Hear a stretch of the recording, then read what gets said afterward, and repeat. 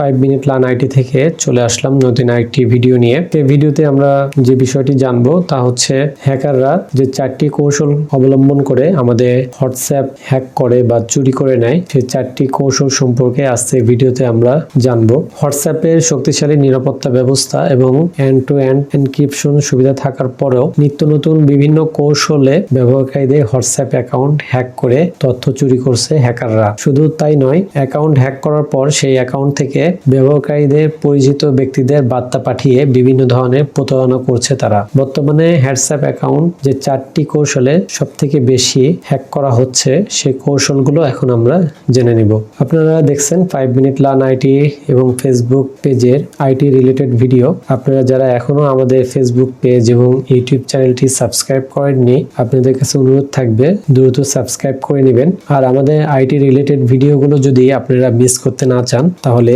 YouTube চ্যানেলটি subscribe করে bell আইকনটি ক্লিক করে অল অপশনটি অন করে দিবেন। তাহলে আমাদের সকল ভিডিও আপডেট আপনাদের ইউটিউবে চলে যাবে।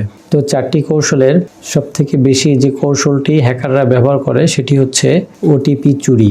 বিভিন্ন ধরনের সুযোগ দেওয়ার প্রলোভনে ব্যবহারকারীদের কাছ থেকে 6 সংখ্যার ভেরিফিকেশন কোড সংগ্রহ করে অ্যাকাউন্ট বেশি হ্যাক করে থাকে হ্যাকাররা। ওটিপি বা অন টাইম পাসওয়ার্ড ফিশিং নামে পরিচিত এই ধরনের প্রতারণা করার জন্য প্রথমে হোয়াটসঅ্যাপ সাপোর্ট সেন্টার বা পরিচিতদের ভুয়া পরিচয় কাজে লাগিয়ে ব্যবহারকারীদের বার্তা পাঠায় তারা। এরপর পুরস্কার বা নানা ধরনের প্রলোভন দেখিয়ে ওটিপি সংগ্রহ করে হোয়াটসঅ্যাপ অ্যাকাউন্টে নিয়ন্ত্রণ নিয়ে নেয় হ্যাকাররা। দ্বিতীয় যে কৌশলটি ব্যবহার করে সেটি হচ্ছে সিম সোয়াপ। সিম সোয়াপ এক ধরনের হ্যাকিং কৌশল, যার মাধ্যমে হ্যাকাররা নির্দিষ্ট ব্যক্তির সিম কার্ড নকল করে সেই ব্যক্তির বিভিন্ন অ্যাকাউন্ট নিয়ন্ত্রণ করতে থাকে। সিম সোয়াপের মাধ্যমে মূলত নির্দিষ্ট ব্যক্তির হোয়াটসঅ্যাপ অ্যাকাউন্টের নিয়ন্ত্রণ নিয়ে 2 ফ্যাক্টর অথেন্টিকেশন সহ বিভিন্ন নিরাপত্তা ব্যবস্থা বদলে ফেলে হ্যাকাররা। 2 ফ্যাক্টর অথেন্টিকেশন হলো আপনার সোশ্যাল অ্যাকাউন্ট বা কোনো অ্যাকাউন্টে প্রবেশ করতে গেলে আপনার মোবাইলে একটি ওটিপি আসে। এই ব্যবস্থাটাকেই 2 ফ্যাক্টর অথেন্টিকেশন বলা হয়ে থাকে।